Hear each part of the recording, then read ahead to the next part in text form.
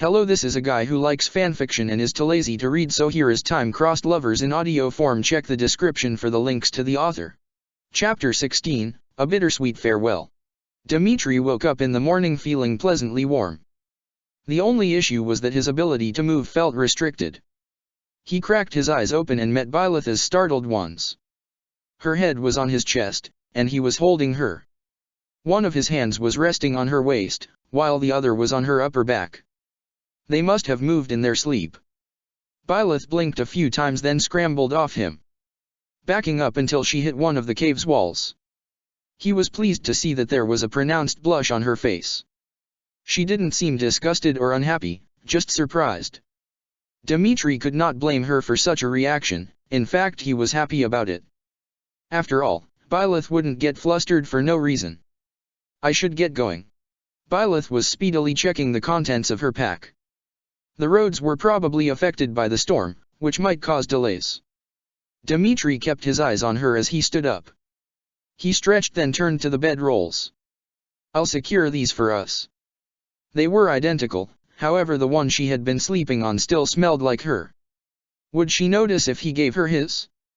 Probably not. It is not as if Bylith makes it a habit to investigate such things. He carefully rolled up their bedding and handed one to Bylith, who had already moved on to her horse. Do you have time to share a quick breakfast with me? Bylith kept her back to him. I don't think that would be a good idea. Not what he would like, but not a surprising answer either. Still, he couldn't let this be how they parted ways. Dimitri would not have their goodbye be shrouded in awkwardness and uncomfortable feelings. Before you leave, we need to have a conversation, Bylith. He needs his answers. There should be no more uncertainty between them, no more hiding, no more what-ifs. Dimitri needs more than the walls Bylith is so keen to put between them. He wants to know what she truly thinks, how she truly feels, not what she believes is necessary. We don't have time for a long conversation, Dimitri. Bylith sighs. We both have places to be. Dimitri loves this woman more than life itself, simply being near her brings him happiness. She can also frustrate him more than any other person in existence. He likely has a similar effect on her, but this is still something they need to do. It doesn't need to be a long conversation, but we still need to have it. His palms are beginning to sweat. I apologize for not trying to start this at an earlier date, but I never knew how or when to begin. This is not a discussion we should have in our dreams when we could awaken at any moment. Fine then. Her voice was icy. What is so important that we must talk about it now? Dimitri moves until he is standing before her. He desperately wishes to take one of her hands, but he mustn't. There should be no pressure and no accidental intimidation. He's imagined this conversation so many times, in a multitude of scenarios. However, it was always after the conversation had begun. Starting it was more difficult than anticipated. Well. Bylith began tapping her foot in impatience. Not that he could blame her. He might as well take a page out of his beloved's book and be blunt. I love you. Her eyes widened. You know this. I have not made any attempts to hide my continued affections or intentions from you. I have heard what you have to say on the matter, that you do not believe we can have a future together. That between my status and your lifespan nothing we build could last. Dimitri. Please let me finish, he cut her off. I understand your concerns, for all that I disagree with some of your points. Dimitri ran a hand through his hair. Despite all that, no, because of it, there is something very important I wish to know. It is incredibly difficult to resist the urge to touch her. Do you still love me? Ignoring all potential issues, have your feelings changed since the Goddess Tower? Bylith's mouth opens, but no sound comes out. Dimitri understands he is asking a lot from her, but they both need this. They need to know exactly where they stand. If you can look me in the eye and tell me that you are not in love with me anymore, I will back off and never bring up us being romantically together again. The last 5 moons together were wonderful and only strengthened his resolve to reunite them. However, if Bylith did not feel the same, if she no longer loved a wretch like him, he wouldn't blame her. He had to know either way. He wants them to be together more than anything, but if she had fallen out of love, Dimitri would not force his affections on her. He is now desperate to reach out to her, but he cannot. Any physical contact they have should be initiated by Byleth. Please Byleth, say the words and I will never bring up the subject again. My love is never ending, but I will not force it on someone who does not share it. His eyes are stinging, but Dimitri needs to focus. Right now, it is about her emotions, not his. Byleth's eyes are watery. Please do not make things more difficult than they already are. She takes a deep breath. How I feel is inconsequential, a relationship between us cannot work. Even if it could, love isn't all that's required to build something that will last. What is she talking about? I recognize that obstacles in our way, just the same I need to know how you truly feel, not how you think we should act. Please, just tell me if you still love me or not. It is torment to not know, to not have confirmation outside his dreams and memoirs of a time long past. Byleth looks away and closes her eyes. I don't know. Everything has changed, and I don't know what to make of it all. I wouldn't be so painful if I didn't, but I don't know. Byleth is shouting. He's never heard her shout off the battlefield before. I am trying to save us more pain in the future. Why are you so determined to thwart that? It is better to not restart something we can never finish. She grabs his shirt and pulls him closer. Stop being so single-minded and think about the consequences for once. Dimitri felt his heart simultaneously soar and sink. She hadn't said the words outright, but Byleth still loved him. If she didn't, his beloved would have no issue saying so. Despite that, she was still clinging to her fear. He's not sure what is causing her such confusion, but Dimitri is certain it will pass once they spend more time together. He let one of his hands settle onto her side, to keep his balance since Byleth had yet to let go of his shirt. I have considered the consequences, I just think not trying would be worse. We are in love, that is a rare and beautiful thing. Something that should be fought for, not abandoned because it gets hard. That is not what's happening, and you know it. Things are not just difficult, society itself would be against us, my lifespan is against us. Not every love is meant to be, we are not so special that we are immune to reality. It was then that Dimitri realized how close they were standing. In their arguing, their faces had inched closer and there was barely any space left. He isn't even sure if one or both of them had moved. All he knows is that they are both panting from the tension and the gap only seems to be closing. Before he can truly comprehend what is happening, his lips are on hers. It is like lighting courses through him, everything feels electric and alive. Instead of forcing them to separate, as he expected, Byleth is clinging to him. His arms are around her waist, while one of her hands is still clenched in his shirt and the other is in his hair. The next thing he knows, Dimitri has Byleth up against one of the cave's walls and he cannot stop kissing her. He has no idea who initiated the kiss, and he doesn't care. He just never wants them to stop. Dimitri knew Byleth still loved him, but to get real tangible confirmation feels so good. All too soon, their need to breathe causes them to separate. He rests his forehead against hers and watches her as they both take heaving breaths. She is so mesmerizing, Dimitri doesn't think he'll ever tire of gazing at her, of being with her. Byleth herself hasn't taken her eyes off him since they separated. He should do something, say something, but no words or actions come to mind. This is the first kiss he can remember them having.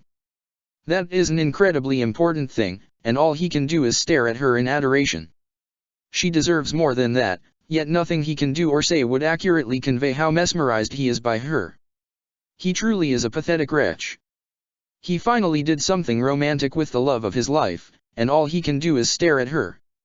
Before he could spiral further, one of the horses kicked their water bucket, startling them both out of their trance. Dimitri jumped in surprise, while Byleth dove to retrieve the fallen bucket.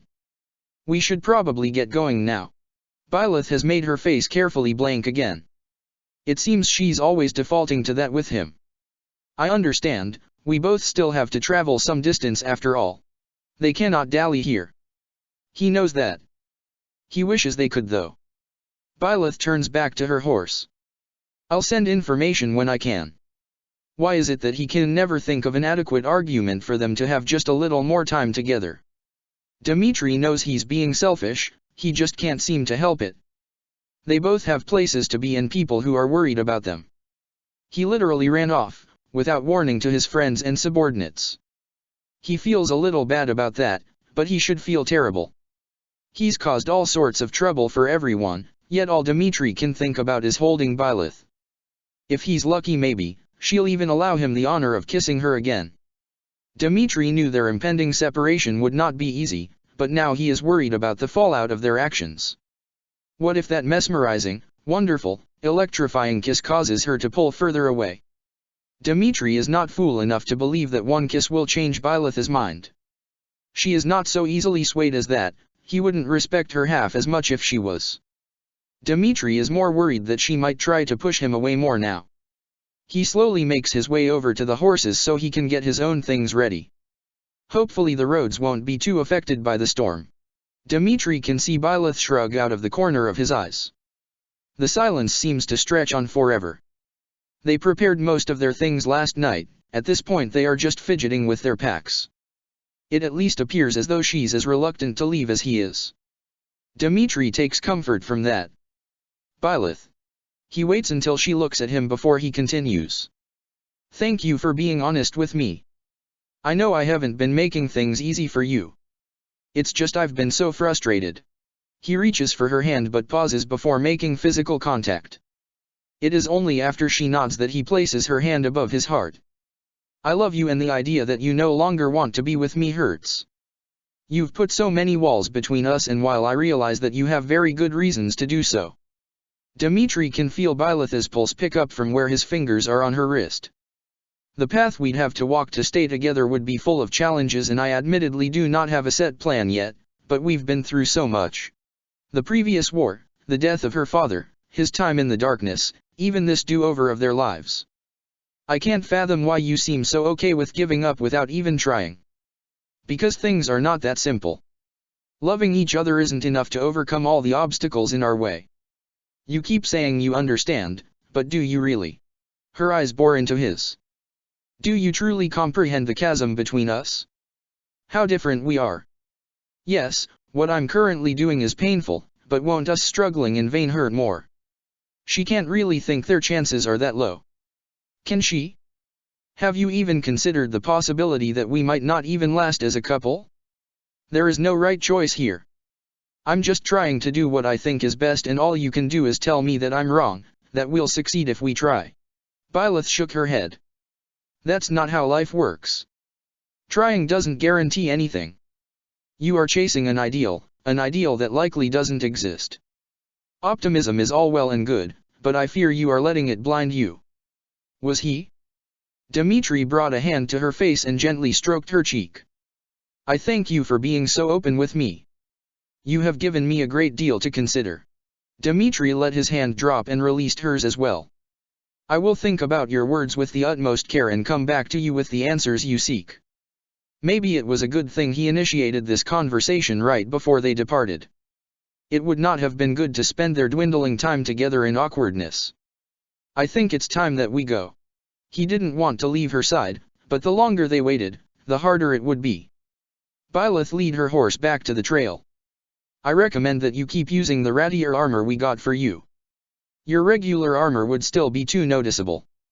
Wait at least until you're in the kingdom before you wear it. That was a good point. The last thing he needed was to be cornered somewhere while he was alone. I shall take your advice. Have a safe trip back. You as well. Byleth mounted her horse. Thank you for coming. I doubt I would have been so successful on my own. Thank you, I enjoyed my time with you. Dmitri led his own horse out of the cave. Byleth got her horse to begin walking. Goodbye, Dmitri. Goodbye, my beloved. Hopefully by their next meeting, he'll have more to give her than simple optimism. They kissed. She and Dmitri kissed. It's all Byleth can think about as her horse walks down the road. How could she have allowed that? Because you enjoyed it. Suthies giggled. Come now, it is such a simple concept. Enjoyed it or not, she should have had more self-control than that. Kissing Dmitri was not in her plans. Byleth let her emotions overcome her common sense, and that is not something to be proud of. Dmitri would be even more relentless in his goal to reunite them now. Byleth cannot even be angry about that. She has no right to be upset that Dmitri refuses to let go when she can't seem to completely do it either. Spying for his is reckless, being loyal to him gets her nothing, but here she is. There is no shame in holding affection for a man who loves you. While you are correct about the many obstacles between the two of you, I worry that you are being pessimistic, not realistic. But that's not. It is good to recognize that love is not enough to create a long-lasting relationship, but that is not all you are doing. Suthisa's ghostly form materialized behind her. You are trying to smother your feelings, while pushing Dmitri away. It might not work in the end, but you haven't even considered the possibility that you could resume your romantic relationship. What would the point be? Dmitri was a king, and she was a mercenary.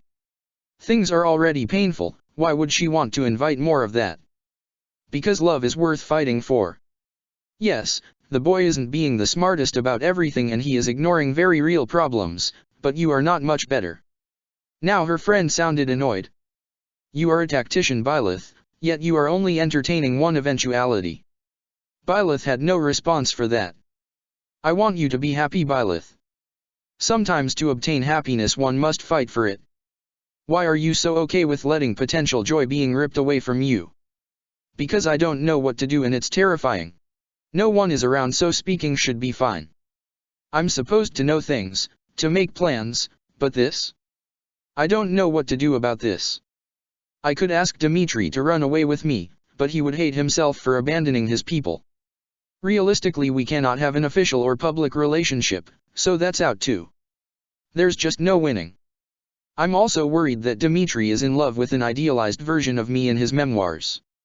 What if my affection is for the Dmitri in my memories? What does she really know about him as he is now? She'd also spent a fair amount of their time together noticing differences in Dmitri's behavior and actions. Several which she did not care for.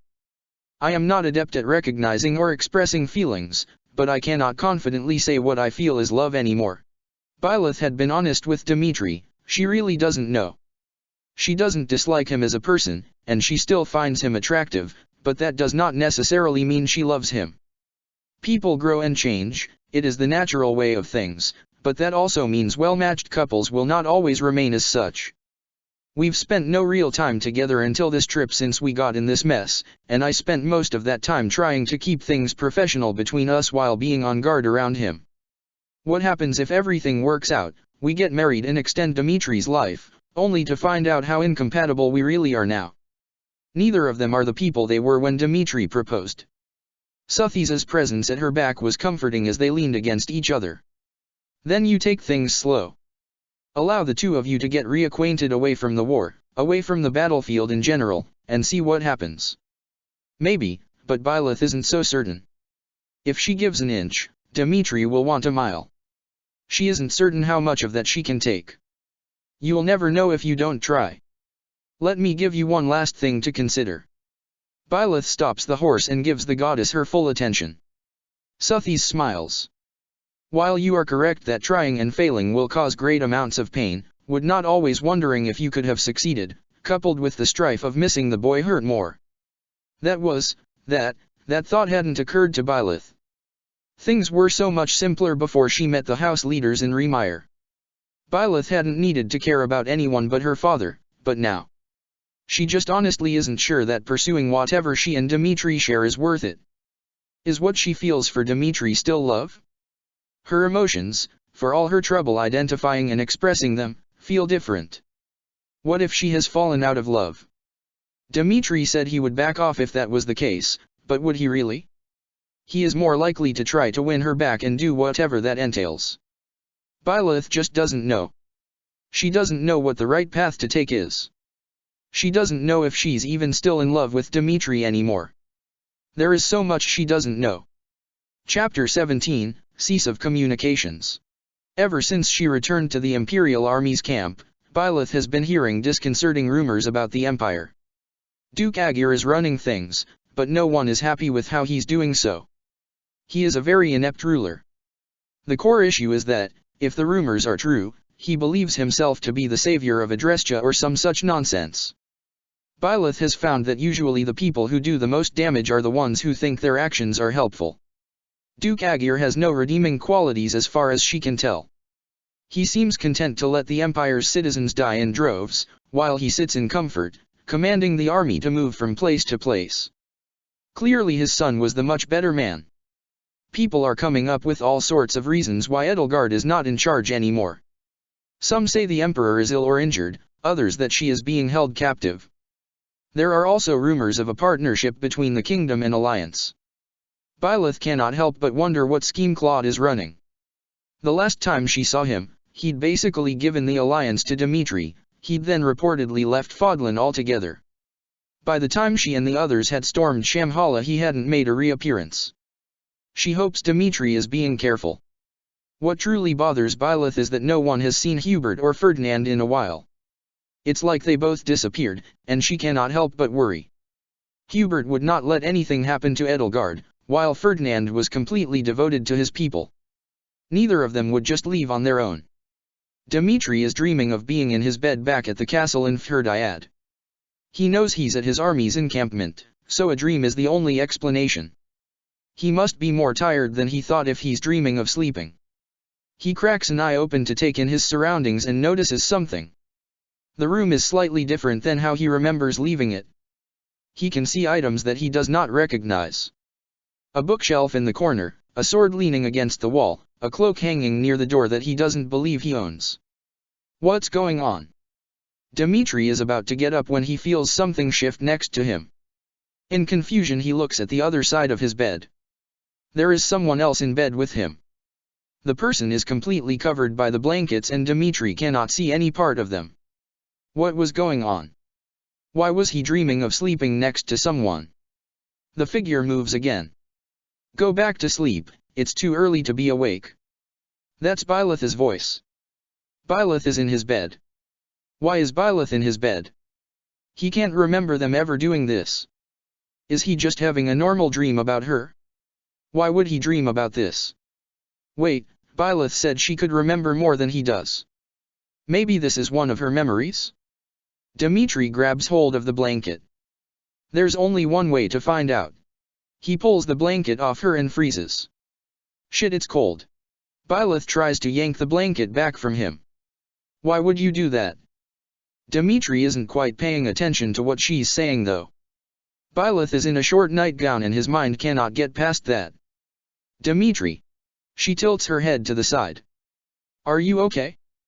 Did you have another nightmare? Dimitri covers his eyes with his hand. I'm sorry. Why are you doing that? She grabs his hand and then gasps. When he looks, Dimitri sees that Byleth has scrambled back under the blankets and is holding them up to her face. Why does this keep happening? While her tone sounds exasperated, her eyes are sad. Why can he never do anything right? He doesn't even have the answers he promised her when they were last together. He had been too busy to think about anything other than war preparations. Byleth, why are we? Byleth huffs. Sleeping next to each other used to help keep our nightmares at bay. We figured it was better than both of us leaving our beds to wander around, just to eventually stumble upon one another. That made sense. Dimitri felt safe when Byleth was nearby. She always had a calming effect on him. Even in his darkest moments her mere presence was comforting, much as he denied it at the time. It gratifying to hear he made her feel similarly safe. This isn't healthy for either of us. Byleth turns so she is no longer looking at him. Things are unbelievably complicated and neither of us seem willing to actually come up with a solution. That's not true. He wants to come up with a workable solution, he just hasn't done it yet, which sounds flimsy now that he thinks about it. There was his thought of recruiting Geralt's mercenaries, but that was more of an idea than a plan. It needs refinement before it is worth sharing. Byleth's grip on the sheets tightens. I'm not trying because I honestly don't think things will end in our favor. If we get past one obstacle 10 more will appear. You on the other hand seem to think if we are willing to vaguely try, we will succeed. It will take more than trying. So why don't we think about a way through those obstacles together? You are the greatest strategist I know, and I learned from the best. Dimitri reaches out and puts his hand on one of her shoulders. I do not wish to give up, especially not without a fight. Even if the worst comes to pass and you are correct about our future together, I want to be able to look back and know I fought for us with everything I have. Byleth sits up and looks at him. Her face is unreadable, even to him. If she's willing to listen, this might be his best chance. I will never stop fighting for us to be together. I will accept no other queen, no other mother for my children. He brushes some of her hair out of her face. This is what I want, to wake up with you every morning. Byleth sighs. But this is just a dream, one that we need to wake up from. Tensions are rising within the camp. Geralt barely lets her out of his sight and none of their mercenary bandit allowed to wander about alone. Byleth dislikes the restriction of her movements, but understands the reasoning, so she doesn't complain. Everyone seems on edge. The soldiers, the servants, the officers, no one is immune. Even General Randolph and Flesh have picked up on it. Fights are breaking out and while no one to her knowledge has said anything, Byleth thinks they are all worried. While their camp hasn't received such orders yet, there have been rumors that Duke Aegir has commanded battalions to attack Adrestian citizens. Byleth would understand if those orders were given about the people living in Faerghus, but attacking your own citizens never ends well. Ruling with fear can only last for so long, eventually someone lashes out and rebellion sparks. Fights are near constantly breaking out. It feels like every other day that someone gets insulted by her blank stare and tries to start something. It never goes anywhere, either she or her father ends it before it can truly begin, but she's not the only one in such a situation. It's only a matter of time before something more serious happens. Byleth is worried. She is worried about her father, about Eloise, about the other mercenaries, and about herself. Then there is Suthies. If the Agarthans have wormed their way back into the Empire, then it is only a matter of time before one comes to kill her. None have tried as far as she is aware, but Byleth doesn't like that she and Suthies haven't found any evidence of their presence yet. They are likely sticking in the capital near the Emperor and Regent. Suthies sounded wary. It would be easier to maintain control that way. That was likely correct, meaning they would not be able to gather information besides rumors. That wasn't enough to help her make plans. Geralt has brought up the idea of leaving. Randolph seems like a reasonable man, and he was always polite to them. Perhaps he'll let them leave without a fuss when their contract is up. She won't be able to send Dmitri information about the Imperial Army's movements anymore, but Byleth isn't too upset by that. With how tense things are, she might have to stop anyway. If anyone even suspects what she's doing, all Geralt's mercenaries would be killed. Dmitri continues to dream of the past, but Byleth remains out of reach. He doesn't visit the throne again and she doesn't share a dream with him either. Despite that, everything Dmitri sees and does makes him think of her. The fish they have for dinner, the swords they use during sparring matches, even the chamomile tea they used to share. When he goes into battle, Dmitri cannot help but look for her. He's not sure whether to feel relieved or not when no one shouts a warning about the Ashen Demon's arrival. When he obtains it, Dmitri is shaken by the contents of his stepmother's letter and wishes he could discuss it all with Byleth. Not only would she be able to help him gather what information he could from it, but he also just wants to share things with her. It might be for the best though that he doesn't see her. Dmitri doesn't want to burden Byleth with his issues. Any luck with the fish today? Byleth turned from the river and saw Geralt standing behind her. No yet. Geralt sits next to her, but surprisingly doesn't have a pole of his own. Listen, there's something important we need to talk about. In response, Byleth silently reels in her bait and turns her body from the water. Until we leave, everyone needs to be on guard and not cause any trouble. This war is turning into even more of a mess and I want us out of it as soon as possible. Geralt picks up and examines her bait. No one will say it, but the Empire is in chaos right now. I don't know who is really in charge, but I doubt it's the Emperor or even Aegir. If only he knew what was really going on. You can't tell him, Suthies said hurriedly. He would just ask you how you knew which would lead to me and the boy. Now is not the time or place for either. I'm getting us out of here as soon as our contract is up. I don't like the rumors that are going around, and I'd prefer we not be involved in terrorizing civilians.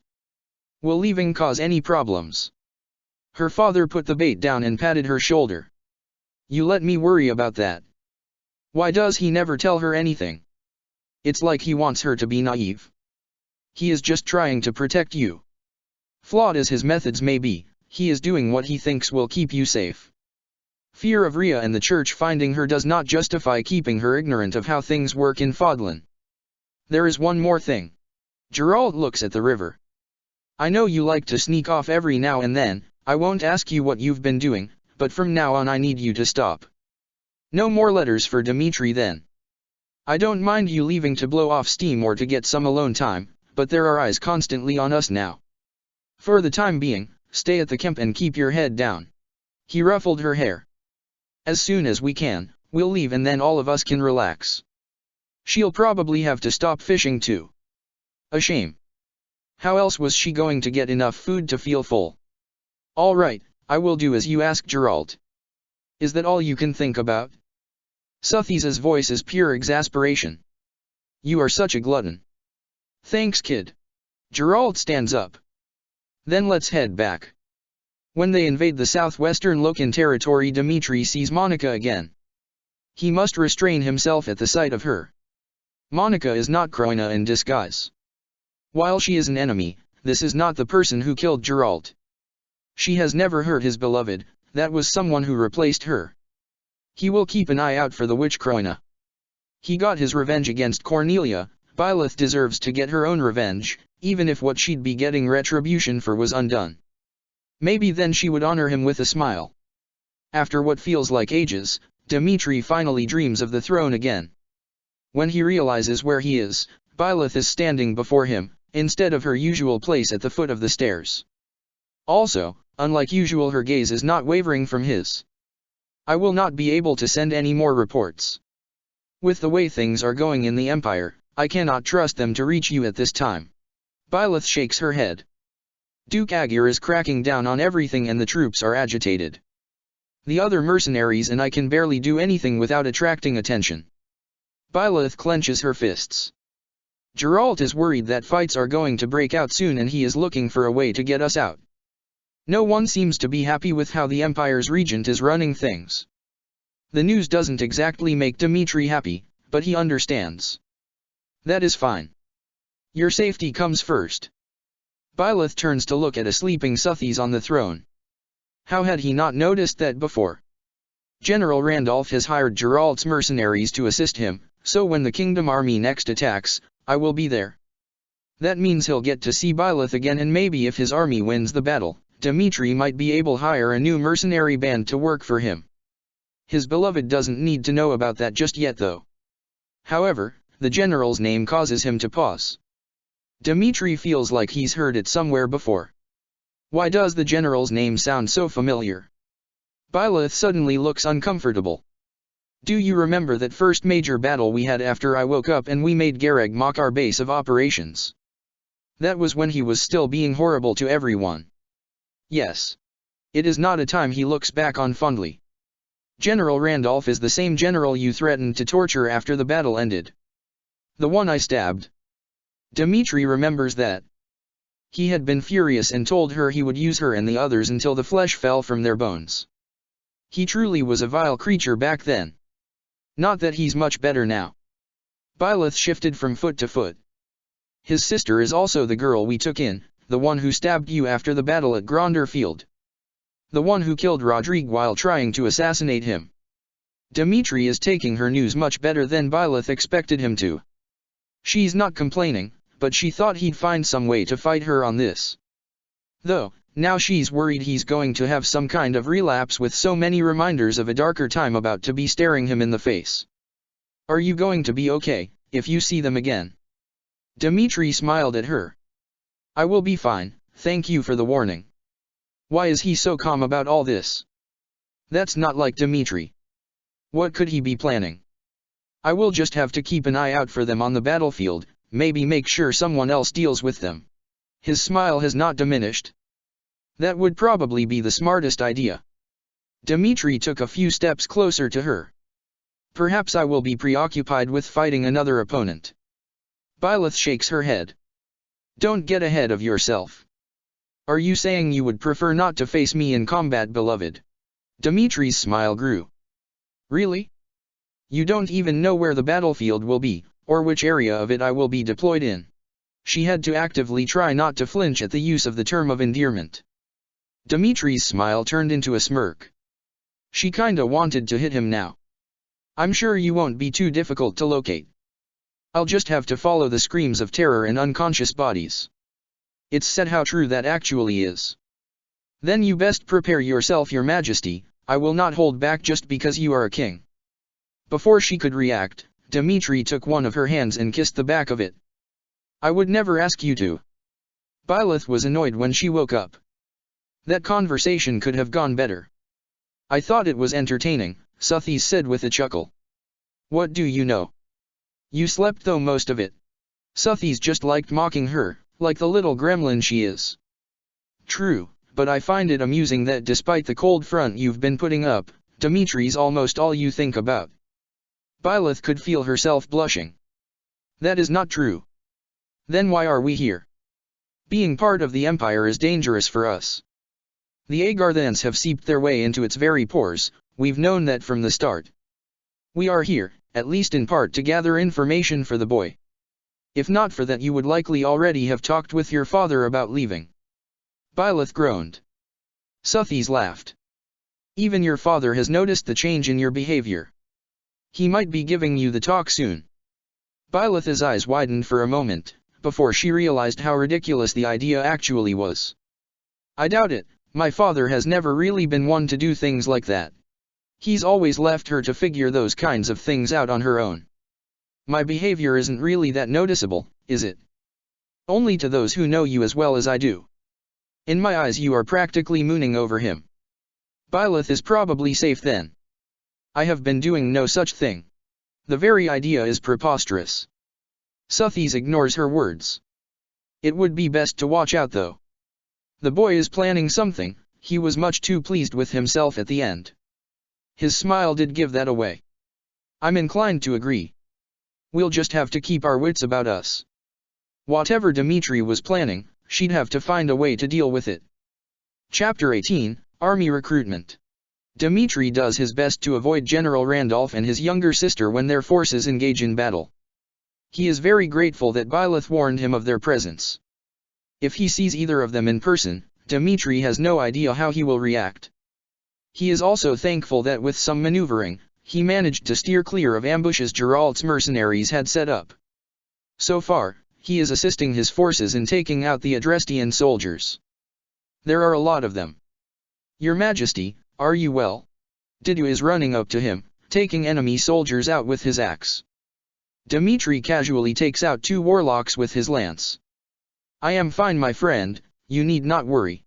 There doesn't appear to be any more magic users in the immediate area, and given his low magic resistance that would be a good thing. Have you heard anything about the general or the mercenaries? Sylvain, Shay, and Ingrid were looking for the general, and I just received word that Felix caused Alois and his men to retreat. Didu brought his shield down on an assassin who'd been trying to creep up on them. Some of the men have been shouting about the Ashen Demon, but I do not know if it is out of fear of her possible arrival or if that monster is here. Dimitri stiffened at that word. His vassal and best friend had just called his beloved a monster. He should not be surprised by that. Didu could not remember when she was their professor. He could not recall who the woman was under the moniker. Dimitri could not blame Didu for thinking of Byleth that way, but it still made him melancholy. Except for him, Byleth really had lost all the relationships she had built. All the time she had spent with them, all the help and support she had so freely given was gone. It was as if none of it had ever happened. Only the two of them and Suthis knew the truth. Dimitri cannot imagine how isolating that must feel. If the situation was different, would he be calling Byleth a monster? Would his ignorance cause him to label such a wonderful, compassionate person as something so terrible, with sentiments more apt to describe him? A brigand was rushing at him with an axe, breaking Dimitri's train of thought. He kicked his mount's side, prompting it to rear back and kick their attacker. There were still many opponents to face, and he could not afford to be distracted. We will have to remain vigilant. The Ashen Demon is a powerful combatant. If she appears, we will need to be wary. Byleth needs to remain safe. He has taken careful pains to avoid her fellow mercenaries, and this might be his best chance to enact his plan. As you say, Your Majesty. Didu moved on to face an approaching Bao Knight. A fortress knight was charging at him, but a well-placed javelin throw was enough to bring his assailant to his knees. Dmitri rode over and dispatched the imperial soldier with his lance. Byleth had mentioned Geralt's dissatisfaction with the Empire, and things were ominous enough that she wasn't sending him information anymore. If Dmitri managed to separate them from the main forces of the Imperial army, he would have his chance.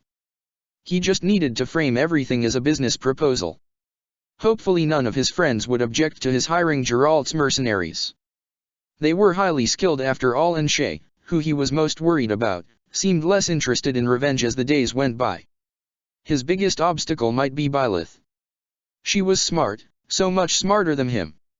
It would not take her long to see through his intentions. Even if he made a good offer to her father, she could still find a way to convince Geralt not to take it. Dmitri wouldn't blame her if she did. It would devastate him, but Dmitri hadn't given her any of the answers she was looking for yet. He would likely be just as wary if she never supplied him with substantial information either. Byleth is not blind, nor is she a fool. Of course declarations of love would not be enough. Still, once she sees his plan come to fruition, Byleth might finally see that he is willing to put in the work to bring them back together. That he understands that simply being near each other is not enough. They just both need to get through this battle unscathed. Dmitri is thankful that it will not need his involvement this time, but to do that General Randolph must fall again. The battle was odd. Byleth had been in numerous campaigns against the Kingdom army before, but this one was different. It was like Dmitri's forces were avoiding them. Some scouts had been spotted, but until Alois went to directly join the fray, none of them had even needed to draw their weapons, which was a shame. The sword her father gave her was magnificent and she wanted to use it. What was Dmitri planning? Huh? Why would the boy avoid you like this? He's never done so before. If anything, Dmitri was usually overeager to see her on the battlefield. Byleth didn't care for this. He was doing something out of character, and it was putting her on edge. Or maybe it was in character for him, and he truly had changed that much. Still, when they last shared a dream, he seemed excited to cross weapons again. Disquieting as this may be, you have a job to do. Her ghostly friend gave her a nudge forward. Focus on assisting General Randolph. We can examine the boy's actions when we have the time. Byleth knows that is a good point, but she cannot help but worry that by then it would be too late. This was Dmitri's plan. To defeat them enough times, then offer them a job. He is incredibly lucky Geralt has become so wary of the Empire and that he is apathetic at best about the kingdom. She was so sure Geralt would have turned down the job. Between him and Alois, the close proximity they would have with the church should have been reason enough to try and leave. At the same time, she couldn't exactly object when her father agreed to work for Dmitri.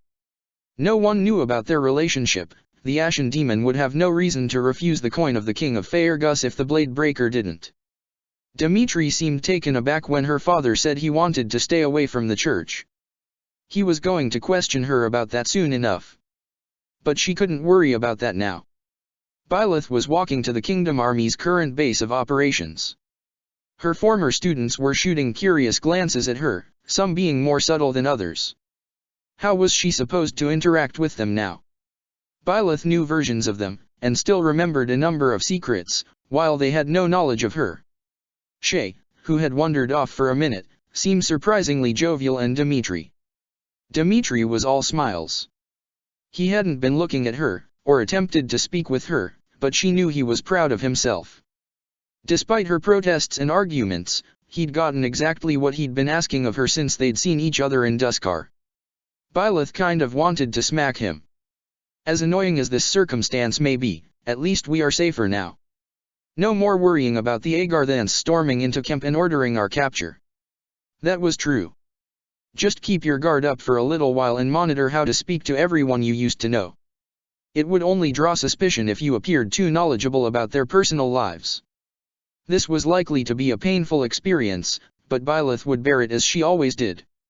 It took longer than she expected for Dmitri to corner her. Byleth had been returning to her campsite after having a meal when he appeared and ushered her out of sight. The next thing she knew, her back was against a wall and he was hugging her. Why is he hugging her? I can scarcely believe this is real. I knew my plan was unlikely to succeed, but I had to try, and it worked. Dimitri's grip tightened. Things will not be easy going forward, but now we have so many opportunities. At least he admits his plan wasn't the most well thought out, even if it did ultimately succeed. Let go. Byleth feels Dimitri stiffen. I would prefer that you not hold me. She has made her thoughts on the state of their relationship very clear. He should be well aware of the fact that she would not welcome an embrace. At least this was a timely distraction. Bernadetta had just screamed at the sight of her and run away. It had been disheartening. It almost felt like the ground had disappeared from beneath her feet. Dimitri takes a couple of steps back. Apologies, he says with a bow. I got carried away and lost my head for a moment. He looks regretful, which is good.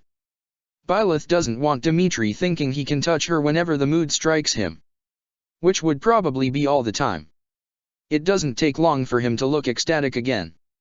While it is no excuse, I got overexcited. I just cannot believe that you are here. Dimitri then adopts a more serious expression. I also have some questions I need to ask you. They are important, so please be as honest as you can. Byleth has a feeling she knows what's coming. I understand that your father has kept much from you, but do you know why he is so wary of the Church of Syros? Dimitri begins to pace. I remember how on edge he was when you first arrived at Garagmok, and earlier he specifically requested to avoid members of the church. He was a captain of the Knights of Syros. What happened? Byleth was hoping to avoid discussing this.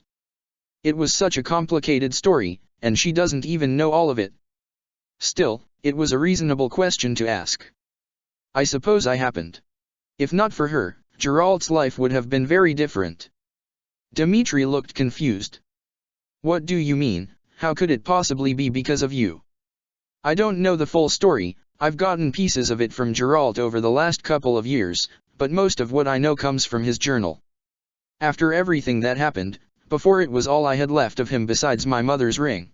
She's not sure where either item is now though. Something happened when I was born. I don't know the details, but my mother died, and I was unnatural. I'm sure you remember Lady Rhea saying she died so I could live when Aelfric tried resurrecting her. The pacing stopped as Dimitri stood in front of her. I wish you would not talk about yourself that way. You are not what most would consider normal, but you are far from unnatural. Then tell me, what is natural about a baby who doesn't ever cry, who doesn't make a sound, who doesn't show any emotion? Until I came to the monastery, I didn't show emotion, I didn't feel anything strong enough to express. Byleth shook her head. None of that mattered right now. Lady Rhea wouldn't let Geralt see my mother's body, she just handed me over and refused to explain anything. She then went on to make my father uneasy with her attentiveness towards me. On edge and worried about what Lady Rhea wanted, Geralt took me to a doctor and found out I did not have a heartbeat. Soon after, a fire broke out at Garagmok and Geralt used it to fake my death and run. You don't have heartbeat. Dimitri looks confused. How is such a thing possible? He shakes his head. Please Byleth, I am trying to have a serious conversation with you. Now is not the time for tall tales and rumors. People might say the Ashen Demon is heartless, but you should pay no attention to them. Knowing how unbelievable it sounds, Byleth grabs his head and places it on her chest. Byleth. This is highly inappropriate. He was not resisting her hold. What if someone sees us? She checks to make sure his ear is on the right spot. Stop talking and listen. I wasn't speaking in metaphors. It doesn't take long for Dimitri to jerk back in shock. You were being serious. His eyes widened before he bowed. I apologize for not believing you. Though I am surprised that this is the first I am hearing about it. I thought I told you about my heart already, but maybe it was after your coronation. Or perhaps my memoirs are not as complete as we assume them to be. He walks closer again. Say, do you think Suthisa's presence within you has anything to do with it? It could be because of our connection. We are essentially two souls sharing one body, that is bound to have some effect on your development. I believe we have speculated on this before. You did only start expressing yourself more after I awoke during that bandit attack when you met the boy and the other house leaders. Byleth leans against the wall behind her. Suthies thinks you may be onto something. The timing of various things would be too convenient otherwise. My ability to use the sword of the Creator without a creststone is likely also related. She clenches her fist. I never want to touch that thing again, it is made out of my friend's bones. Byleth. I have similar misgivings about my own hero's relic. He practically spits out the words. Knowing everything, it's such an insulting thing to call them. There is nothing heroic about benefiting from a slaughter and desecrating the remains of the fallen. Be that as it may, the weapons are still powerful. We need all the resources we can get against the Agarthans. Suthies turns sharply to look at her. Tell the boy what I said. Byleth sighs. Much as we don't like it, Suthies wants us to use whatever advantages we have at our disposal. Dimitri can understand the sentiment, but looking at Eridbar still fills him with disgust. Before he can say anything, they hear someone approaching. Hey kid, you over here? That sounds like Geralt. I should go. Byleth moves away from the wall. I'd prefer Geralt not find us alone like this. She's gone before he can stop her. That's fine though, Dimitri has his own duties to return to. There are likely stacks of paperwork waiting from him. As he walks back to his desk, Dimitri cannot help but consider all that Byleth told him. Based on what Byleth said, he can understand Geralt's apprehension about the church. If he thought someone had done something to his child, he'd likely do more than fake their death and run. Looking back, Lady Rhea was fixated on Byleth. Making her a teacher, just giving her the sword of the Creator, demanding he give her Byleth's unconscious form after the incident in the sealed forest instead of going to the infirmary. He remembers trying to insist on taking Byleth to see Professor Manuela, but Lady Rhea got angry about it. At the time, Dimitri assumed it was because she was on edge after everything that had happened over the course of the year, but he isn't so sure now. Considering everything, keeping Lady Rhea away from his beloved and her father did seem like the best course of action. Though, it does make his plans of marrying Byleth harder to achieve. The Archbishop is usually the one to marry the King of Faerghus and his bride. Exceptions have been made, of course, but they are not common. Like when the roads are not safe to travel on due to weather or bandits, or if duties make it so neither the king nor the archbishop can leave their seats of power close to the wedding. It would be seen as an insult if Dimitri deliberately did not involve Lady Rhea. Dimitri reaches his desk and sees that he was correct about the paperwork. He would likely be working through the night again. It would serve as a sufficient distraction at any rate. He really shouldn't be thinking about marriage right now. Between the war and the current state of his relationship, marriage is very far off. Byleth is back at his side, so he shouldn't complain. Now that she is physically here, Dimitri can work on getting Byleth to believe they have a future together. He just hopes his affections are not obvious to others now that Byleth is part of his army. Your Majesty, Dida said cautiously. May I speak freely? Dimitri looked up from the cup of water he'd been drinking from. He and Dida had been sparring, until his vassal insisted, they needed a break. Of course, my friend. I always value your opinions. Dimitri put down his cup and stretched. It felt good to not be stuck behind his desk. Maybe they should get some lunch after this, it should be around the time Byleth usually gets her own. If he was lucky, he could manage to nonchalantly sit near her. It is not unusual to see her eating alone, or just with her father and Eloise, so there should be empty seats close by. Lately your habits have been improving. Dida seems to be choosing his words carefully. You are eating and sleeping more. You even go to personally get meals more often, without anyone inviting you to join them or reminding you to eat. You have not requested I bring you anything either. Dida give him a strange look. It also seems like you always go to eat a meal when Byleth Eisner also happens to be eating. Was he truly so transparent? I mean no disrespect, Your Majesty, but you are almost constantly watching the Ashen Demon. Dida leaned his axe against the bench they were sitting on. At first I thought you were just keeping an eye on her, but you seem lighter when she is around. Apparently, he was. No wonder Byleth was avoiding him. Is there a history I am unaware of? When Geralt's mercenaries were recruited, the two of you seemed familiar with each other. His beloved wasn't going to be happy, but Dimitri could not outright lie to Dida. We have been acquainted for years, yes. Like the time Didu and Rodrigue spoke with him about Byleth's letters, parts of the truth should be acceptable. Byleth and I met while we were in the academy. She is the one who was sending the letters with the flower seal. Didu looked surprised. I would never have suspected. However, having watched you while she is nearby, I cannot help but think there is more to it than that. After so long, it feels strange to have someone notice evidence of his affections. However, perhaps it would do him some good to talk to someone other than Byleth and Suthies about their relationship. My relationship with Byleth has never been simple. First, they were professor and student, then he went mad, before moving on to Archbishop and King. Between all that and where they were now, Dimitri isn't sure when things were simplest. Why couldn't things ever be straightforward for them? Maybe this is what Byleth was referring to when she said love wasn't enough to sustain them. I'm in love with her, Didu. It feels good to have told someone, even if it doesn't change the reality of his situation. My feelings are not unrequited, but Byleth is convinced that we cannot have a future together. Nothing I've said has changed her mind. That admission hurts. Dimitri knows none of his arguments have been substantial, but he wishes arguing wasn't required to begin with. I know it sounds preposterous, a king and a mercenary, but Byleth is a beautiful person inside and out. She put herself at great risk to get us information, she taught me almost everything I know about strategy, and she cares about people. There is little she won't do to help those she cares for. He can still remember her dropping everything, even during the war, to help him and the others. Despite the current state of our relationship, she is always worried about me. Sometimes I feel like I barely do anything for her in comparison. She never lets him help her. Even that trip to Shambhala only happened because he forced his way into it. If I may ask, why exactly does Lady Byleth not believe you can be together?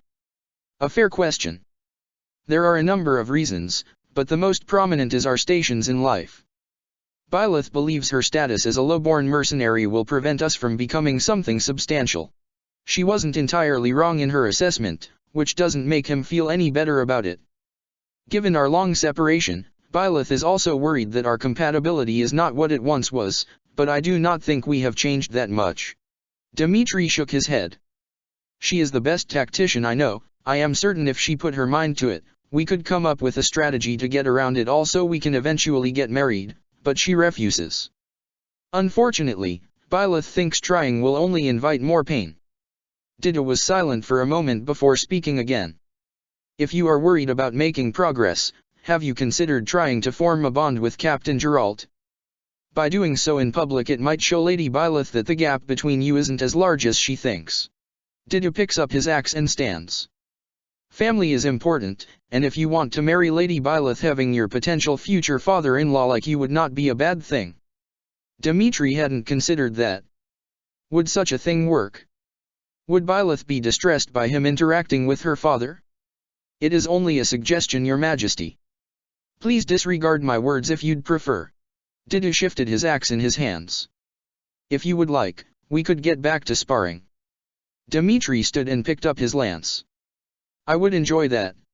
They took their respective stances. I also thank you for your counsel. I will take your suggestion into consideration. There was a lot he could learn from Geralt. The idea was an appealing one. Chapter 19, Readjustment Period. After consideration, Dimitri decided to seek out Captain Geralt. Building a cordial rapport with the father of his beloved was something he should be doing regardless of the current state of their relationship. Byleth loves her father, and he hadn't gotten to know him at all before everything had happened. This wasn't only Byleth's second chance. Dimitri had wasted enough opportunities in his life, he was determined not to waste this one. Unfortunately, Dimitri could not find Geralt. He wasn't by the lake, the training grounds, nor where the mercenaries had set up their tents. Dimitri hadn't seen him by the kitchens either. He had spotted Byleth eating at one of the tables though. Despite the fact that she appeared to be eating alone, he resisted the urge to join her. Didu kept a closer eye on him than most, but Dimitri would rather not risk someone else noticing his new habit. Where could Captain Geralt be? What are you doing? Dimitri nearly jumped. Byleth was standing next to him. His beloved, who had been avoiding him for days, was speaking with him. Nothing special, just getting some work done. Byleth shoots him a skeptical look. What work requires you to run around areas I frequent and leave without doing anything? All right, I was looking for your father. Of course, she saw through him. There are some logistics about upcoming battles I'd like to go over with him. It wasn't a complete fabrication. If Dimitri was to keep his word about making sure Captain Geralt and Byleth went nowhere near the church officials, he and the Blade Breaker needed to discuss a few things. They were going to try to take back Garreg Mach soon after all. It was already a challenge to keep them hidden from Seath and Flayn. At the mention of her father, Byleth looked uncomfortable. Is something wrong, Byleth? Did something happen?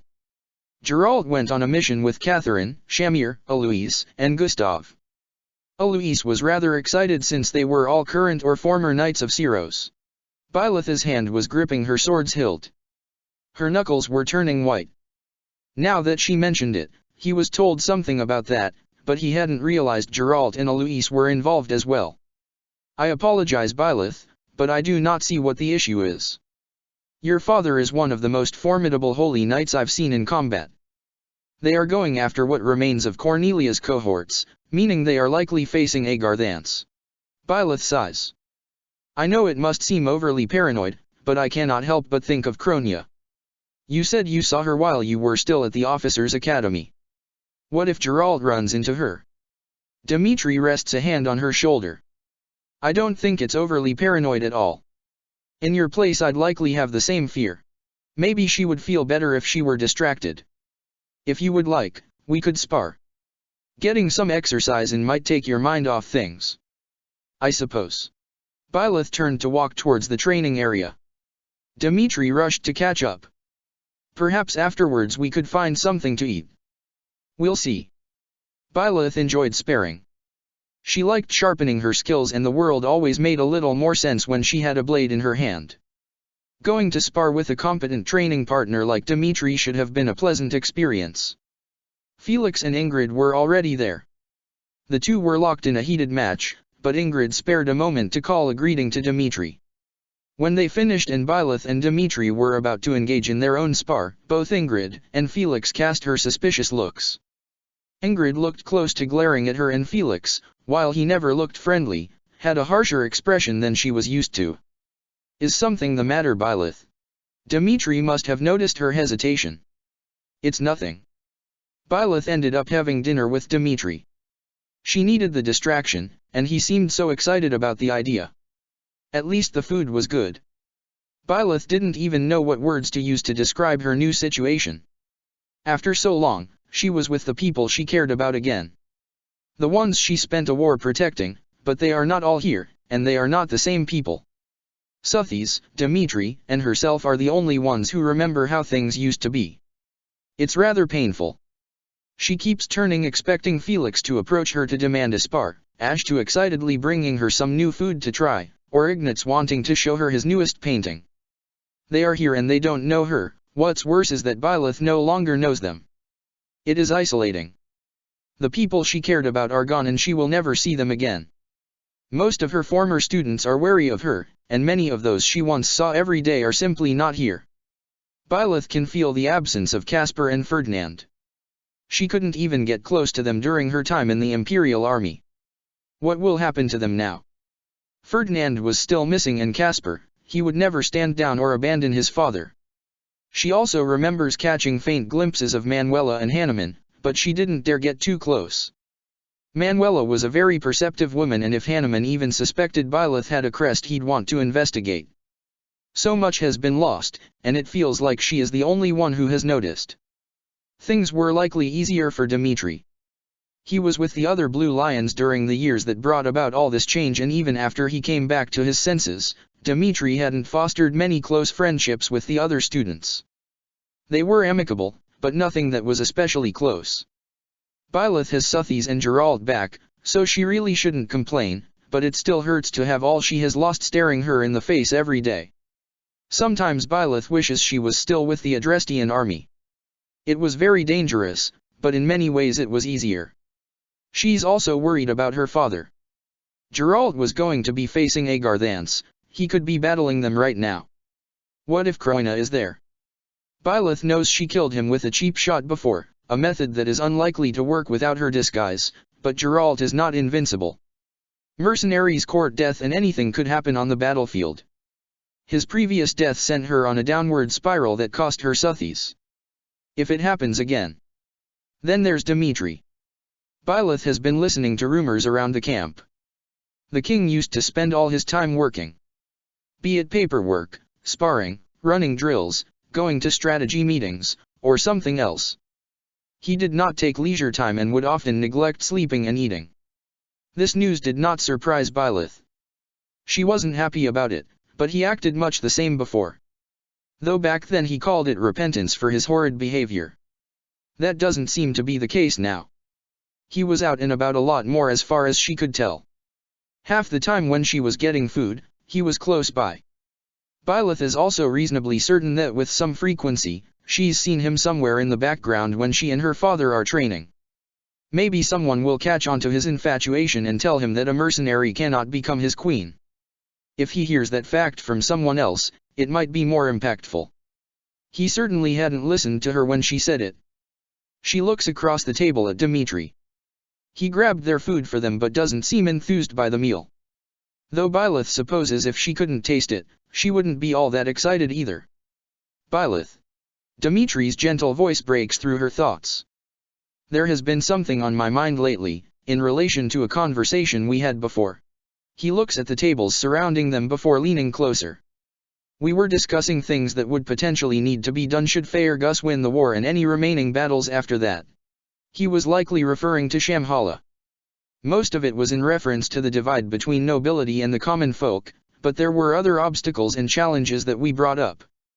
Have you put any thought into any of those recently? Byleth tilts her head to the side. What was he? UHG, you are so dense. Sothies was all but slamming her hands on the table. Byleth had thought her friend had been sleeping like usual. The boy is obviously asking you about the issue of your differing lifespans.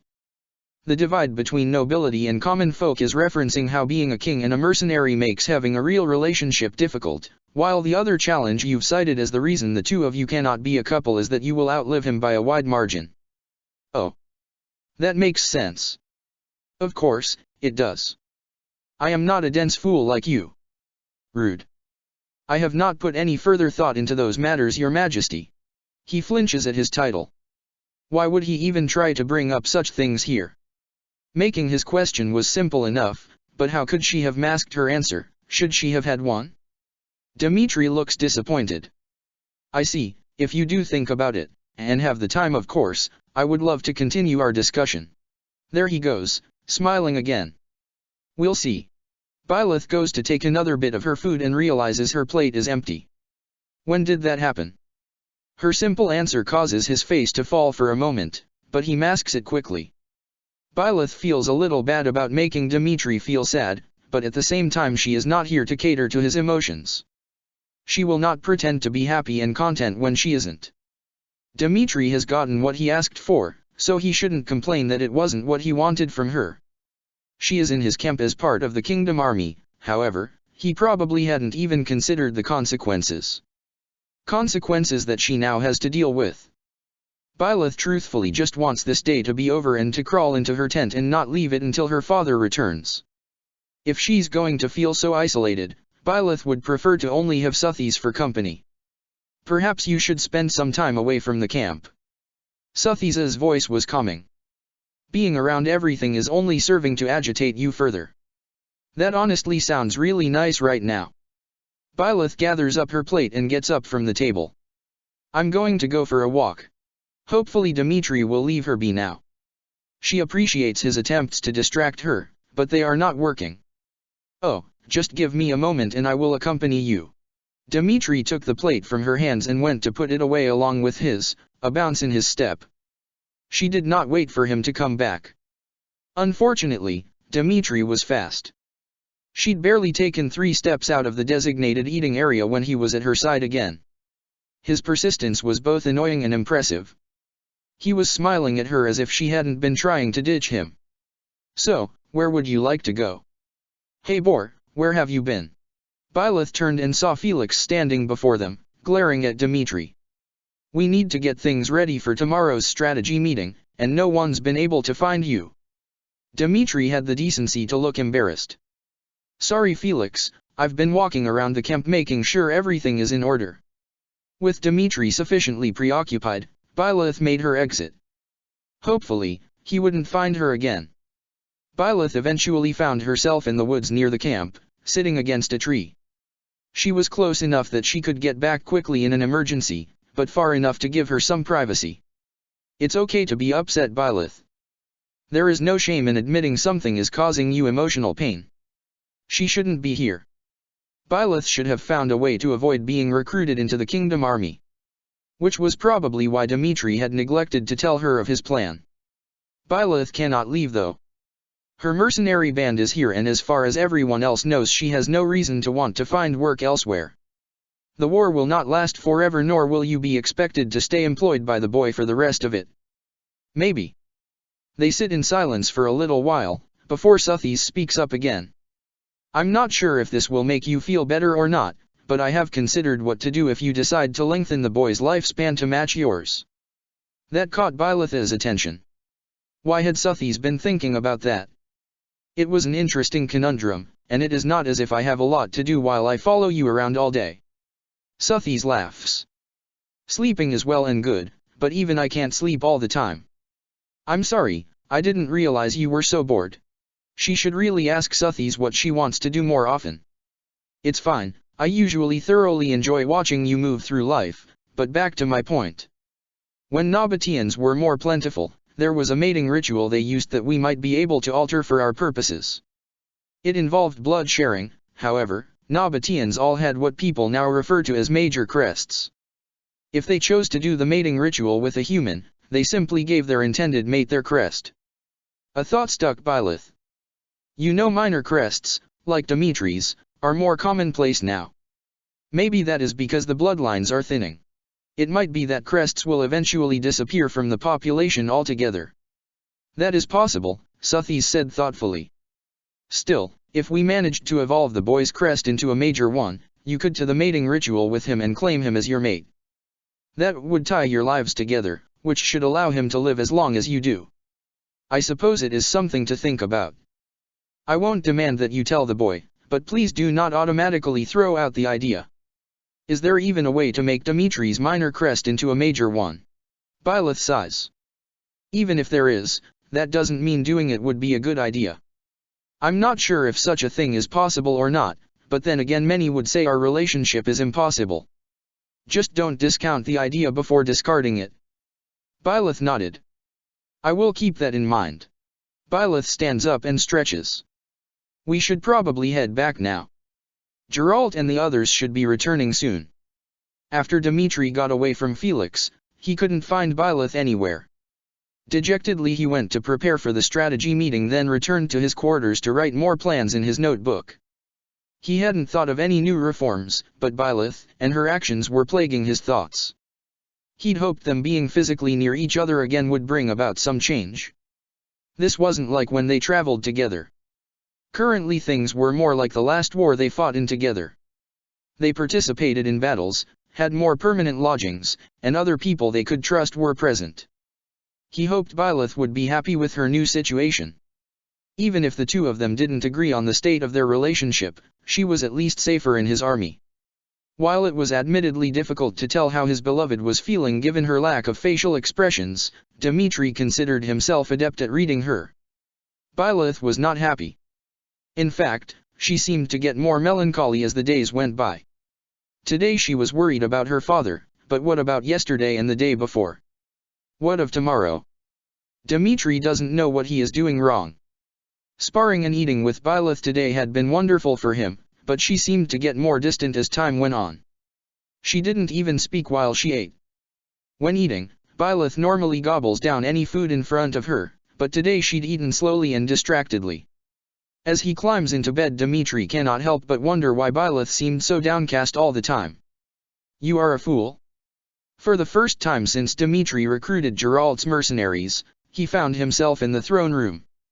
Byleth is not present, but Suthies is, and the goddess is glaring down at him from her throne. Enough with your gawking, Byleth is not here, Suthis said angrily. You and I need to have a discussion. This is the most, well, regal he has seen the goddess. Usually, she seems so light-hearted, but now she is sitting with her back straight on her throne without a hint of playfulness on her face. She must be annoyed at his evident confusion, because Suthis's glare only intensifies. Well, are you going to speak or not? Oh, I apologize. Dmitri bows in reverence. It is an honor to be in your presence again. Suthis slouches a bit in her throne. She looks no less angry but seems more tired than anything else. What is your aim with all this? I know you wish to marry Byleth and all that, but I care little for your intentions when your actions are causing my friend to feel distressed. I don't want Byleth to be unhappy either, and I am trying to make her smile. He truly doesn't know what he is doing wrong. No matter what I do, nothing seems to work. Suthis finally stops glaring and instead looks surprised. Do you really not understand why she wouldn't be happy in the situation you all but forced her into? No. At his admission, Suthis covers her eyes with her hand. You truly are a fool. She sounded weary. Byleth was correct, you don't think things through, you just expect them to go your way. Did Byleth really think that? I'm sorry, but I do not understand. Clearly. A silence stretched between them.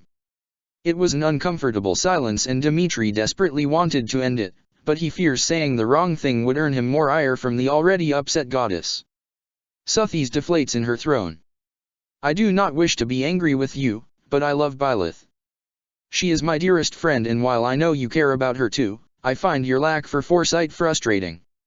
Then I implore you, please tell me what is causing Byleth to be so distressed. I have tried every way I know to make her happy, but nothing has worked. Dmitri has ensured his beloved had access to good food, she had any number of good sparring partners, he'd arranged for her and the other mercenaries to have their tents close to the lake, but nothing seemed to give her more than fleeting happiness. I am willing to be anything for her, to do anything, but she won't tell me anything. We are finally together again, and she avoids me as much as she can. Suthis looks solemn. I cannot do that. Much as I like you, I will not tell you what she says to me in confidence. I will not betray her like that. Suthis sighs. Besides, how will you ever learn if you expect others to give you the important answers in life? Suthis is right. How can he expect to make Byleth happy if he has to rely on others to do it? It's just so frustrating. Byleth is a woman of simple pleasures, he knows traditionally courting her will not work. Even if she knew all the traditions, they would not interest her. He remembers telling her about some of them during the previous war and she found them ridiculous. Does she want something from him that Dmitri is not giving her? Perhaps he's hovering too much. No, that cannot be it. If it was, she would be annoyed, not sad. Dmitri will have to look through his notes again when he wakes up, maybe there is a pattern he hasn't noticed yet. Out of nowhere there is a weight in his hand. He looks and sees his journal. How did that get here? What is that in your hand? Suthis's head is tilted in curiosity. Is that a book? Dmitri can feel the blush spreading across his face. It is a journal I bought while Byleth and I were traveling together. Byleth had been curious about it too but hadn't pried. I've been writing notes about reformations I'd like to make and ideas on how to enact them. Suthis stands and descends the stairs between them. A fine idea, but given your current location, how do you keep it secure?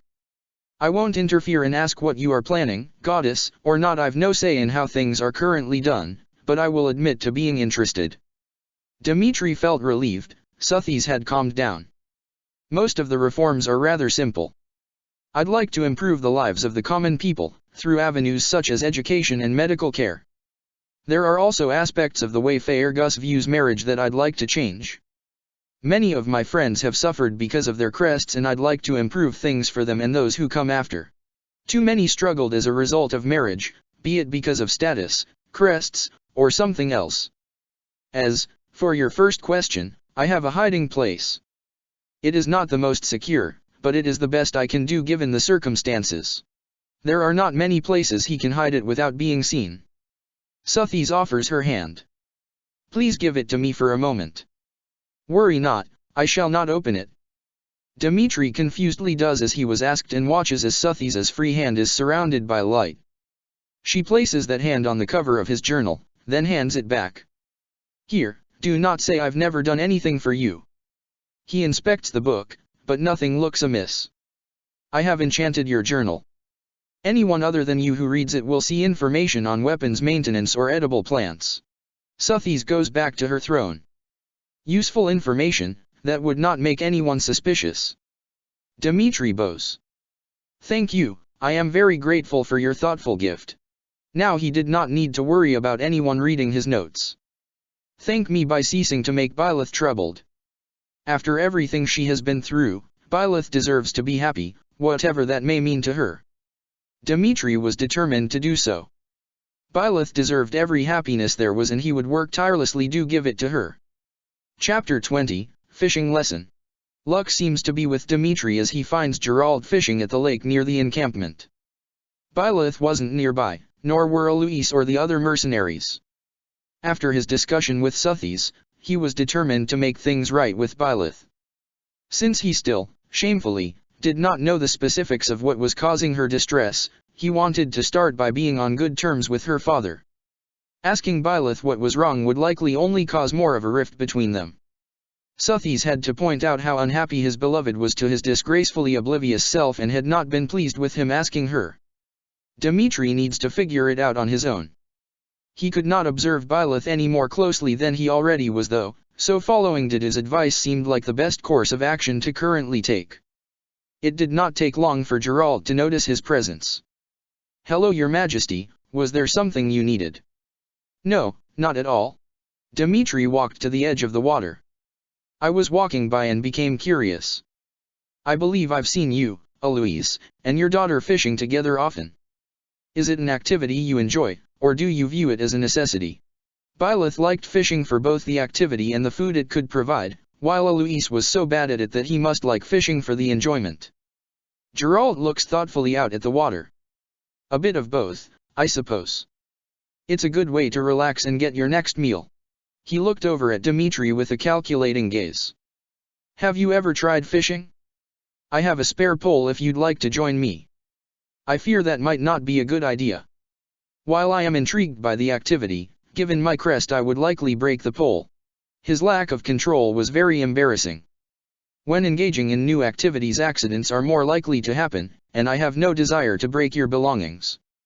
It was such a shame too. He'd often wished to join Byleth when she was fishing before. To engage in his beloved's hobbies with her as more than an observer would be nice, but a wretch like him is undeserving of spending leisurely time like that. Gerald wedged his pole between a few rocks. Come here kid and sit down. His tone brokered no argument. Once Dmitri was seated next to Gerald, the man put the spare pole in his hands. Fishing is an important skill to have, one you seem open to learning. Don't let your crest hold you back. Dmitri looked at the fishing pole in his hands, it looked so fragile. It almost seemed like a guarantee he would damage it. As long as you stay calm your crest shouldn't activate. Gerald retrieved his pole and gave the line a tug. Hold your fishing rod like this and get used to how it feels. He places a bucket between them. Once you feel comfortable, we'll put some bait on the hook. Dmitri looks in the bucket and sees that there are handfuls of earthworms inside it. How did you get so many? That must have taken forever. Gerald laughed. I dragged my kid out of bed early and put her to work.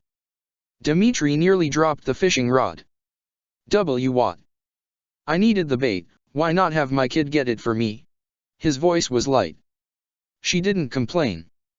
Dmitri couldn't help but laugh. The notion of the blade breaker sending the ashen demon to dig for worms was too funny. I cannot believe your father sent us to dig through the dirt and mud all morning. To be fair, he doesn't know about your involvement. Byleth deposited her towel in the laundry. Though I don't think it would have made a difference if he had. The blade breaker is a strange one. However, considering he is your father, I shouldn't be surprised. Rude. True, but still rude. Ha. You cannot even deny it. Now, what to eat? Is that all you can think about? We've finally gotten cleaned up and all you want to do is fill your stomach. Surely there is something else we can fill our time with. Byleth, ignoring Suthi's protests, headed in the direction of the kitchens. She skirted the buildings to keep herself out of sight as much as possible. She hadn't seen Dimitri or any of the others yet and would prefer to keep it that way for as long as possible. You cannot avoid them forever. You realize this, yes? I know, it's not forever, but I don't think wanting a day of peace here and there is asking too much. Cowardly as it may be, Byleth can only handle so much. Dimitri was relentless and it was draining. You already nearly tripped over the sleepy one. Does that not count? Linhard had been asleep. He was not conscious and thus unable to treat her like a stranger. They were silent until Byleth neared the lake. Byleth, what is that? She looked up and saw Geralt and Dimitri sitting by the water. How did that happen? What is going on? Forget eating. Byleth gasped. For now, forget eating for now. Suthi's amended. Instead, go see what they are doing. Byleth crept closer. If she was spotted by either Geralt or Dimitri, she could always pretend to have come over to steal one of her father's fish. You probably would have wanted to do that anyway. That was true. As she got closer, she stopped short. Geralt was teaching Dimitri how to fish. Her father was demonstrating how to throw the fishing line into the water. Byleth couldn't see their faces, but they looked like they were enjoying themselves. Well, this is less dramatic than I thought it would be. Though you certainly seem to be liking the sight. Byleth ignored the commentary. I see Captain Geralt has decided to educate His Majesty about fishing. Rodrigue had apparently come to investigate as well. I have heard good things about the activity. Gustav and Seath both like fishing, but I must confess I have never tried it myself. It's a good hobby to have. Rodrigue looked at her for a moment. Are you going to join them? I'm sure they would both love your company. No, I'm going to get something to eat. Byleth brought a head to her chin. Are you going to join them? I'm sure Geralt wouldn't mind one more student. If she seemingly sought Dimitri out, it would only encourage him. I just might. Rodrigue smiled at her. Enjoy your meal. As they went their separate way, Byleth kept them all in her sight. What was Dimitri planning now? Rodrigue had been very friendly with her. Was he aware of Dimitri's desires when it came to her? She already suspected Dedenu. What would happen if more people discerned the romantic undertones of their relationship? Would they help or hinder Dimitri? Things had not improved when Byleth acquired her meal. Laurence, Marianne, Ignatz, and Raphael had been sharing a table and she foolishly sat near them. She could feel their stares at her back. Perhaps, it would be best if we move on with our days. She could hear Laurence gathering up his plate and utensils. There is much work to be done and we wouldn't want to be distracted. Our positions are still not the most trustworthy and we wouldn't want to invite rumors of any kind. But I'm not done eating yet. There was a pounding sound. There's still plenty of meat left. We can come back later. Ignatz sounded harried. We shouldn't linger here too long. Marianne wasn't saying anything, but the clattering of plates was a clear enough message. Not long after, Dorothea and Mercedes came around with their own plates of food. Even though there was an empty table right behind her, they took seats at a farther away and overly crowded table. That does not mean that they are avoiding you. And the others likely meant no harm. No, but Mercedes and Dorothea clearly have better things to do than interact with her. And the former Golden Deer students might not have meant to cause harm, they hadn't been subtle in their actions either.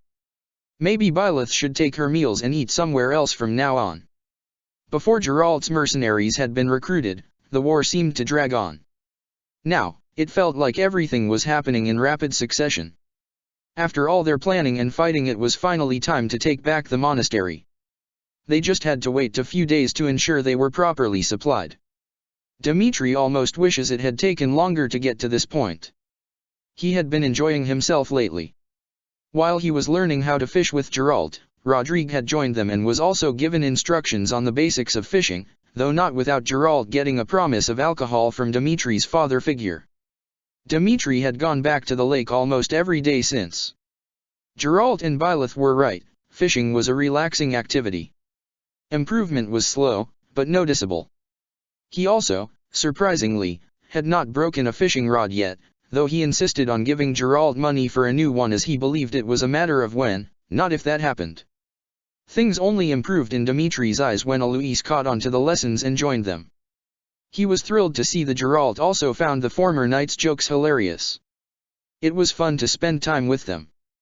He only wished Byleth would join them too. Dimitri was careful to keep Byleth and Geralt away from Lady Rhea when she came to aid them at Ailel. The camp was large enough that the two of them could simply be in a different part of it.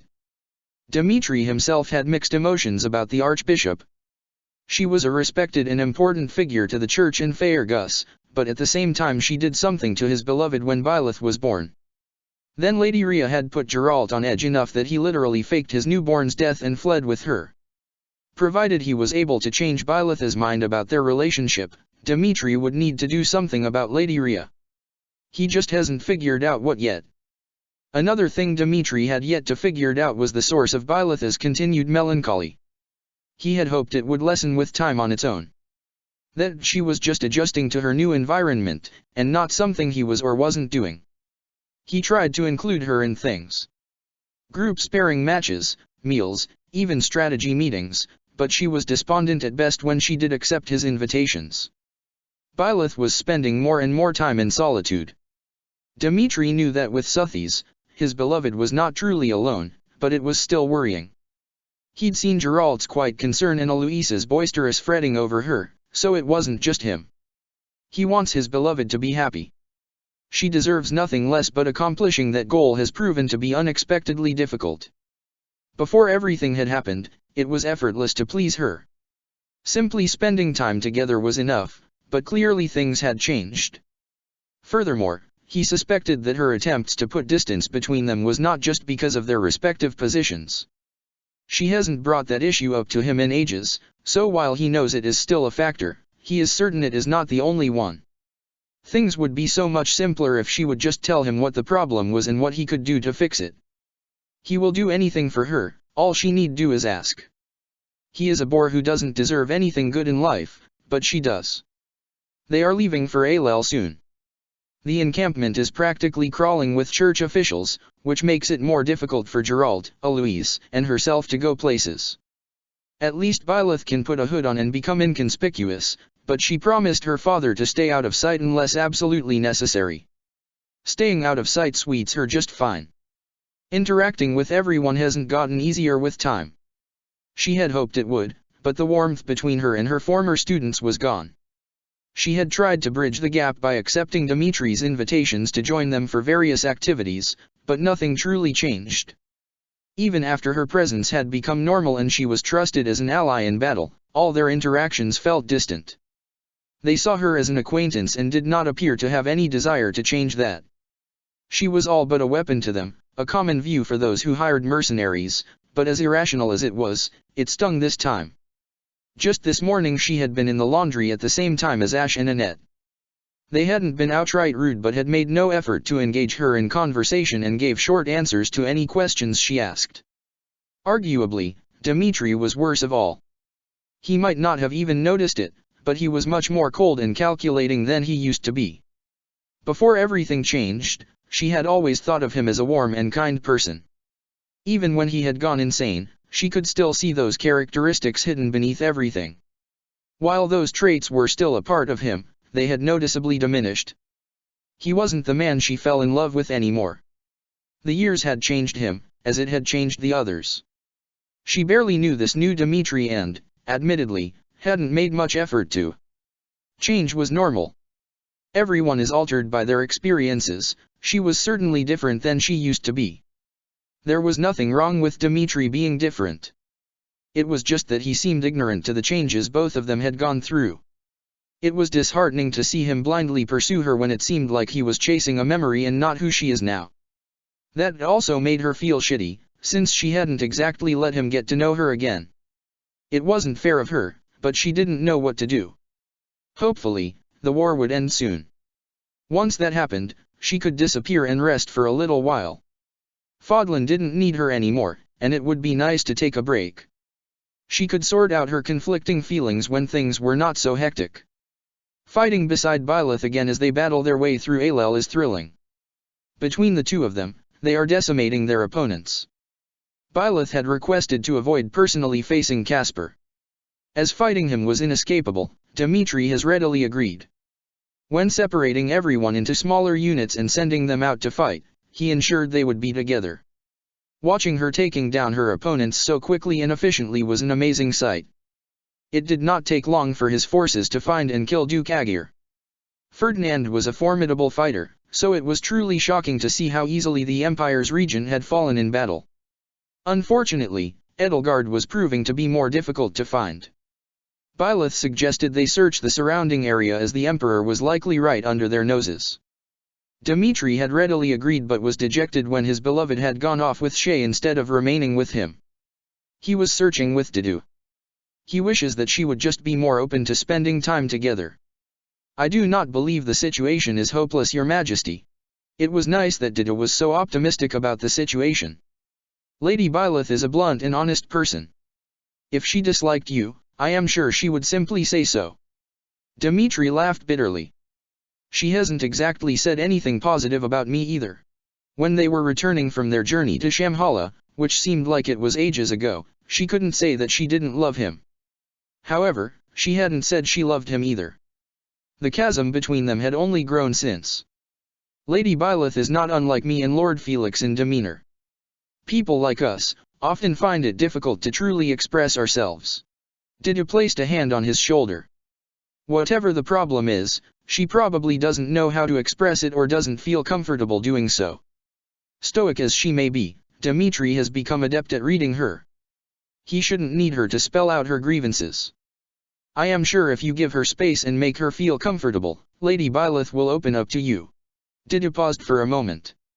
If you find the opportunity, offer to listen to her problems, not to fix them. Thank you, my friend. Dimitri isn't sure it will work, but he was willing to try.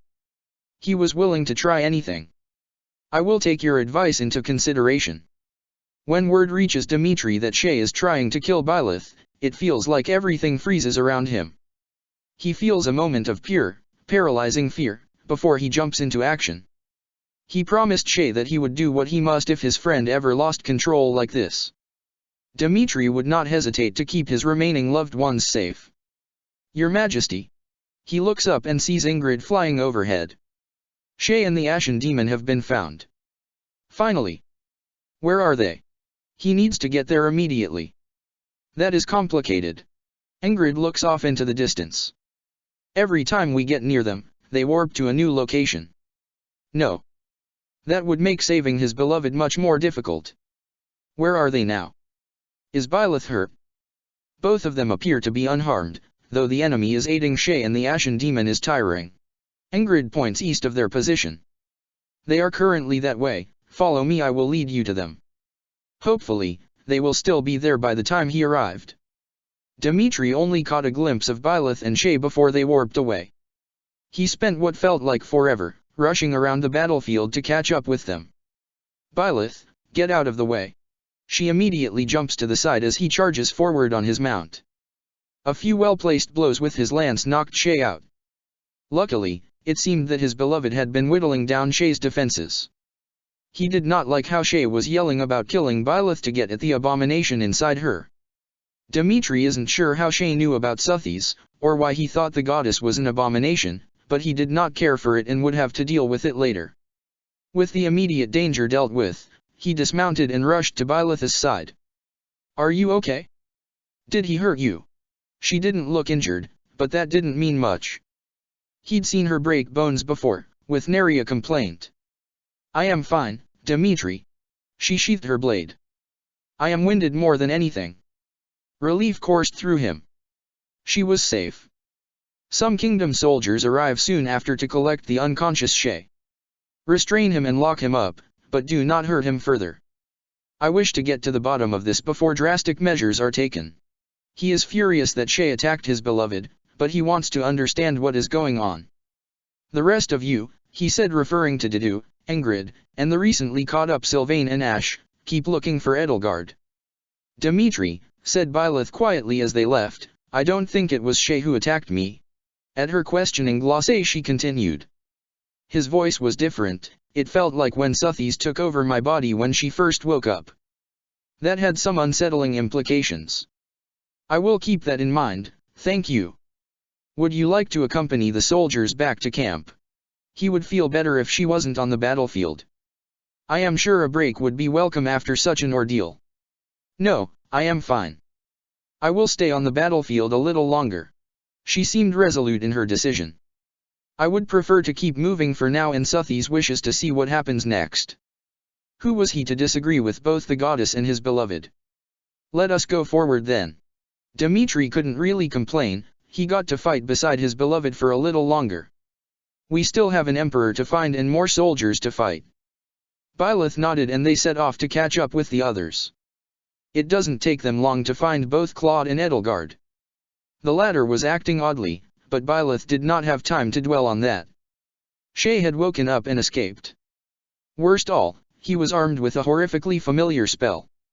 Zara's, she was in Zara's again. What was she going to do? The last time she was here, the price for leaving was Suthies. Byleth cannot lose her again. She can't. It is going to be fine, Byleth. Please remain calm, we might be able to find another way out. Suthies gestured to their company. At least it is not just us this time. Despite her words, Suthies was trembling. Byleth dearly hoped they would be able to make it out of this without losing anyone. Check the description for the links to the author.